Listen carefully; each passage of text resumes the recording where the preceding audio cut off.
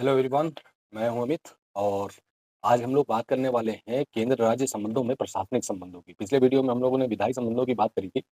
तो प्रशासनिक संबंध किस तरीके से काम करते हैं, जैसा कि हम लोगों ने पहले पढ़ा था कि हमारा जो संविधान है वो संघीय संविधान है। संघीय संविधान में शक्तियों का बंटवारा होता है, प्रॉपर सूचियां हैं, संघ सूची, राज्य सूची, संवर्ती सूची। तो उसमें जो विधान बनते हैं उनका एग्जीक्यूशन किस तरीके से होगा, ये प्रशासनिक संबंध तय करेंगे। क्योंकि हमारी जो जनसंख्या है वो बहुत ज्यादा है, हम लोग लगभग 150 करोड़। और ऐसी कंडीशन में राज्यों पर भी पॉपुलेशन का बहुत लोड है। साथ ही प्रशासन पर भी उसको रेगुलेट करने का बहुत बड़ा लोड है। लेकिन इन सब चीज़ों के बीच केंद्र और राज्य में प्रशासनिक एकीकरण करते हुए पूरे प्रशासन को किस तरीके से चलाते हैं, हम इस तरीके में बात करते हैं। तो प्रशासनिक संबंधों के लिए अ, कई हिस्सों में समझने के लिए इसको हम बाँटते हैं। सबसे पहले क्या है कि कार्यकारी शक्तियों का बँटवारा किस तरीके से होता है। दूसरा हमारा पॉइंट रहेगा राज्य एवं केंद्र के दायित्व क्या रहेंगे बनाए हुए कानून और उससे संबंधित प्रशासन से।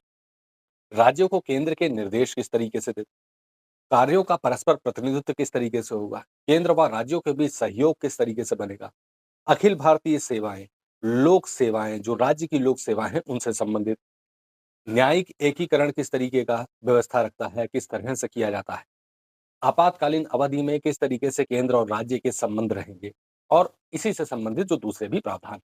तो हम सबसे पहले प्रशासनिक प्रावधानों में कार्यकारी शक्तियों का बंटवारा किस तरीके से किया गया है, इस पर बात करते हैं।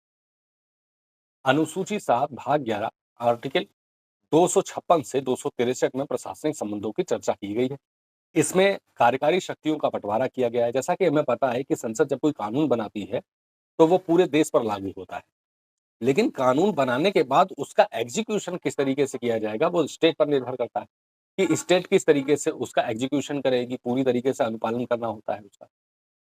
यहाँ पर एक अपवाद ये है कि अगर संसद स्पेसिफाई कर दे कि इस कानून को केंद्र लागू करेगा, तो वहाँ पर केंद्र ही लागू करता है, राज्य लागू नहीं करता है। राज्य के प्रशासन उसमें इन्वॉल्व निर्भर करता है केंद्र पर कि वो उसको इन्वॉल्व करती है या नहीं।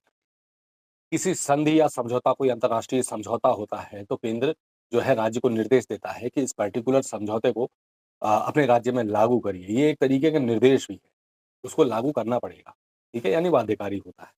उसके बाद अगर हम बात करें तो राज्य का केंद्र के प्रति क्या दायित्व रहेगा और केंद्र क्या-क्या दायित्व दे सकता है। देखिए, संसद द्वारा निर्मित कोई भी कानून राज्य के लिए बाध्यकारी है अगर उसका अनुपालन उससे करा, ये हम स्पष्ट कर देते हैं। दूसरी चीज़ ये है कि राज्य जो है, ये सुनिश्चित करेगा कि कार्यपालिका, जो केंद्र की कार्यपालिका है, उसकी कार्य में किसी प्रकार की बाधा उत्पन्न ना हो, ठीक है? ये सुनिश्चित करना राज्य के लिए आवश्यक है, एक तरीके की ड्यूटी है ये राज्य की। उसके बाद केंद्र और राज्य के बीच अगर किसी कानून को लेके कॉन्ट्रडिक्शन होता है, कोई संघर्ष होता है, तो केंद्र का कानून प्रभावी रहेगा, ये हम पिछली बार समझ चुके हैं समवर्ती सूची के तहत। और अगर निर्देशों का पालन के राज्य नहीं करता है, तो वही आर्टिकल 365 अप्लाई कर सकता है, राष्ट्रपति शासन लगाया जा सकता है। अगले पॉइंट पर अगर हम आते हैं कि केंद्र जो है वो राज्य को किस तरीके से निर्देश देता है, या ये हम सीधे तौर पर कहें कि केंद्र जो है वो राज्य से संबंधित उसकी जो संपत्तियाँ हैं राज्य में, उससे रिलेटेड क्या कानून बना सकता है। इस निर्देश में जैसे संचार का माध्यम हो गया, कम्युनिकेशन, रेलवे की संपत्ति हो गई, राज्य में जो भाषाई अल्पसंख्यक हैं, उनसे संबंधित योजना बनाना, या उनसे संबंधित भाषा को उस माइनॉरिटी को सिखाना। ये क्योंकि हम जब पढ़ेंगे कि भाषाई अल्पसंख्यक के लिए एक अलग आयोग की निर्माण किया जाता है, आयोग एक अलग निर्मित किया गया है, जिसके जिसके अंदर एक सीएलएम अधिकारी होता है, जो इन सब चीज़ों को सुपरविज़न रखता है, राष्ट्रपति के द्वारा इसकी नियुक्त होती है। उसके बाद राज्य जो है एसटी, जो यानी जनजातीय क्षेत्र हैं, उनके लिए कल्याणकारी योजनाएँ बनाएगा, उसको इम्प्लीमेंट करेगा। इसके लिए निर्देश केंद्र दे सकता है। जैसे नॉर्थ ईस्ट में बहुत सारे होते हैं, या कई सारे स्टेट्स में जनजातीय क्षेत्र हैं, कबीलाई क्षेत्र हैं, उनके किस तरीके से कल्याण करना है, इसको सुनिश्चित करना, ये सेंटर जो है स्टेट को उसके लिए निर्देश दे सकता है। उसके बाद हम बात करेंगे कार्यों का पारस्परिक दायित्व क्या है, प्रतिनिधित्व क्या करता है। कि विधायी संबंध केंद्र और राज्य में पूरी तरीके से डिफाइन है, 3 सूची के तहत संघ, राज्य और संवर्ती। यानी एक अ, बहुत ही हार्ड डिवीज़न दे रखा है कि आप एक-दूसरे में छलांग नहीं मारें। लेकिन प्रशासन में ऐसा नहीं है, क्योंकि इम्प्लीमेंटेशन की जब बात आती है तो कई सारे चैलेंजेस सामने आते हैं। प्रशासन के सामने कई सारे चैलेंजेस आते हैं। तो ऐसी कंडीशन में क्या करना होगा? प्रशासनिक एकीकरण की आवश्यकता होगी। राज्य और केंद्र मिलकर उसको काम करें या एक तरीके से समन्वय के साथ उसको इम्प्लीमेंट करें। तो ऐसे नियम भी बनते हैं। इसके लिए कई सारे प्रतिनिधि मंडल भी बनाए जाते हैं। राज्य और केंद्र मिलकर बनाते हैं। कई बार ऐसा होता है कि देखिए ज़्यादातर कानून जो है वो राज्य के साथ समन्वय के साथ संसद में बनाए जाते हैं जिससे उनका इम्प्लीमेंटेशन में कोई प्रॉब्लम क्रिएट ना हो। लेकिन बहुत सारे ऐसी भी कंडीशन आती हैं कई बार कि राज्य की अनुमति नहीं होती है। उसके बाद भी उसको केंद्र के जो कानून है उसको अपने यहाँ इम्प्लीमेंट करना होता है, ये बाध्यकारी। और ऐसा इसलिए ये तब किया जाता है जब संसद ऐसा कोई नियम बना दे कि राज्य में इसका इम्प्लीमेंट होना ज़रूरी है, राष्ट्र हित के लिए। ये राष्ट्रपति इसको लागू नहीं करेगा, काउंसिल ऑफ मिनिस्टर लागू नहीं करेगी, ये संसद इसको लागू करेगा फिर, ठीक है? उसके बाद केंद्र और राज्यों के बीच सहयोग के लिए। अब अगर हम प्रशासनिक संबंधों की बात करते हैं, तो केंद्र और राज्य के बीच जो सहयोग होता है, जैसे कि सपोज़ दैट नदी या जल का जो बँटवारे से संबंधित अ मुद्दा कोई उठता है। कई बार ऐसे मुद्दे उठे सुप्रीम कोर्ट तक पहुँचे, कि एक राज्य ने दूसरे राज्य का पानी रोक लिया या डैम से बहुत ज़्यादा पानी निकाल दिया, जिसकी वजह से पड़ोसी राज्य में बाढ़ आ।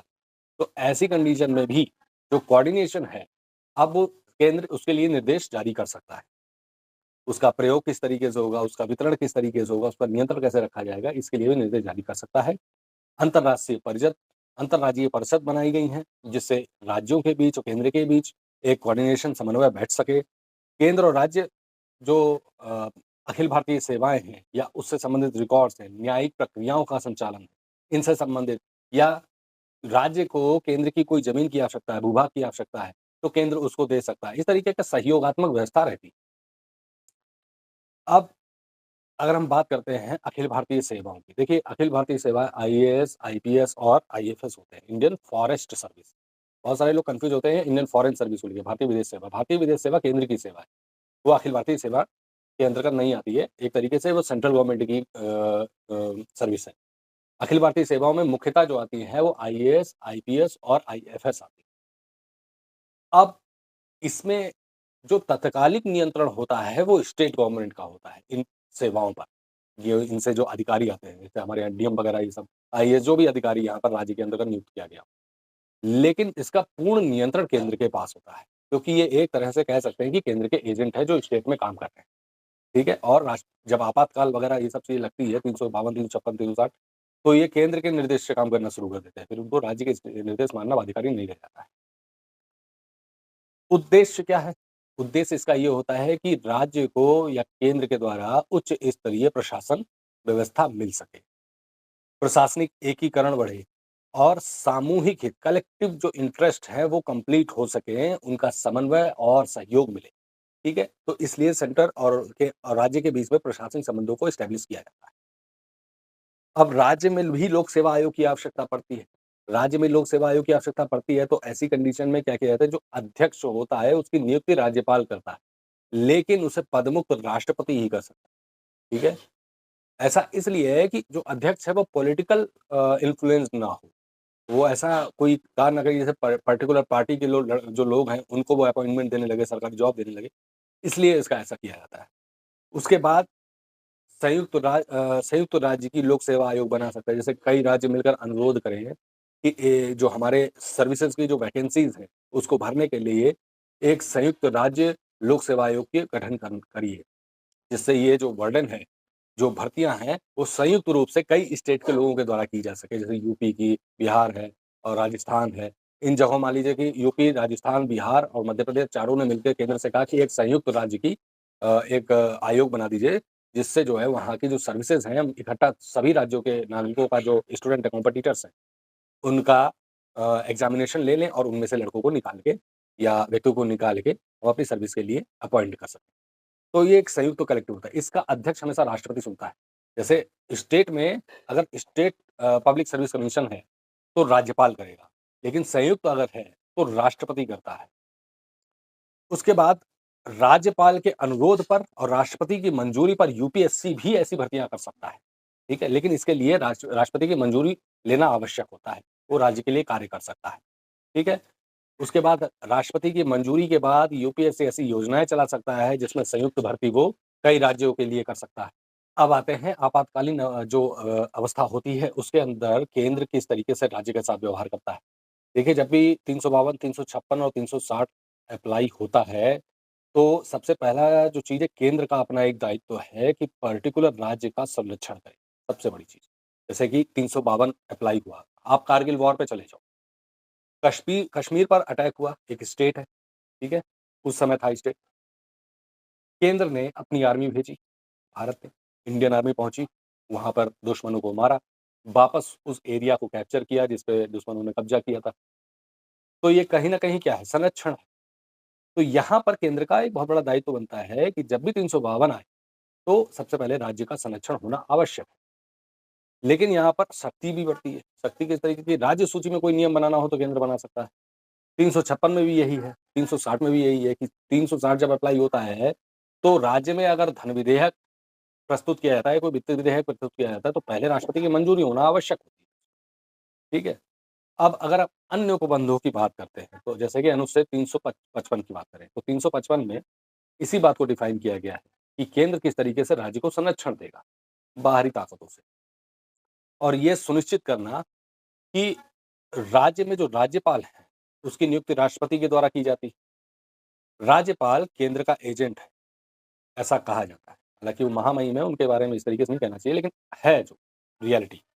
और समय-समय पे प्रशासनिक रिपोर्ट्स वो राष्ट्रपति को भेजते हैं, जब राष्ट्रपति उनसे माँगते हैं। क्या गतिविधि चल रही है राज्य के अंदर, वहाँ की प्रशासनिक व्यवस्था कैसी है, संवैधानिक व्यवस्था कैसी है, इसके बारे में काउंसिल ऑफ मिनिस्टर लगातार राज्यपाल के टच में रहती है। इसीलिए वो एजेंट बना है, किस तरीके का बिल पास हो रहा है, किस तरीके का नहीं, ये सब चीज़ें। इसके बाद राज्य निर्वाचन आयोग की हम बात करते हैं। राज्य निर्वाचन आयोग की जो नियुक्ति है, वो राज्यपाल करता है, लेकिन पदमुक्त राष्ट्रपति ही कर सकता है, ठीक है?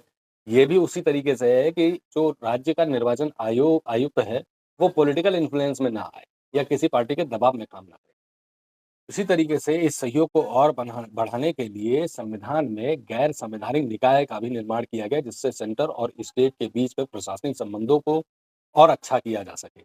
जैसे कि राष्ट्रीय एकता परिषद हो गया, केंद्रीय स्वास्थ्य परिषद हो गया, केंद्रीय स्थानीय शासन परिषद हो गया, क्षेत्रीय परिषदें हो गई, नॉर्थ ईस्ट की परिषदें हो गई, यूजीसी हो गया, ग्रांट देता है, ठीक है? स्टेट खुश रहे उससे, उससे वहाँ कोऑर्डिनेशन बना रहे केंद्र और राज्य के बीच में। और कई सारे सम्मेलन किए जाते हैं, जैसे राज्यपालों का सम्मेलन किया जाता है। राज्यपाल का सम्मेलन जब होता है तो उसकी अध्यक्षता राष्ट्रपति करते हैं। मुख्यमंत्री का सम्मेलन किया जाता है, उसकी अध्यक्षता प्राइम मिनिस्टर करते हैं। गृह मंत्रियों का सम्मेलन किया जाता है, उसकी अध्यक्षता केंद्रीय गृह मंत्री करता है। और न्यायिक व्यवस्था को सुचारू रूप से चलाने के लिए उच्च न्यायालय के न्यायाधीशों के जो सम्मेलन है, यानी न्यायाधीशों का सम्मेलन किया जाता है, उसकी अध्यक्षता सीजेआई साहब करते हैं। तो इस तरीके से केंद्र और राज्यों के बीच में प्रशासनिक संबंधों को एस्टैब्लिश किया जाता है, जिससे कि पूरे देश को एक सही तरीके से, विधिवत तरीके से चलाया जा सके, उसमें समन्वय रहे, उनमें सहभागिता रहे और आपसी सहभागिता के साथ ही टोटल प्रशासन को रेगुलेट किया जाए। तो ये थे हमारे केंद्र और राज्य संबंध में प्रशासनिक संबंध, जो कि आर्टिकल 256 से 263 तक डिफाइन किए गए हैं और साथ ही साथ भाग 11 अनुसूची 7 में ये दिए गए हैं। तो वीडियो अच्छा लगा हो तो प्लीज़ लाइक और सब्सक्राइब ज़रूर करिए।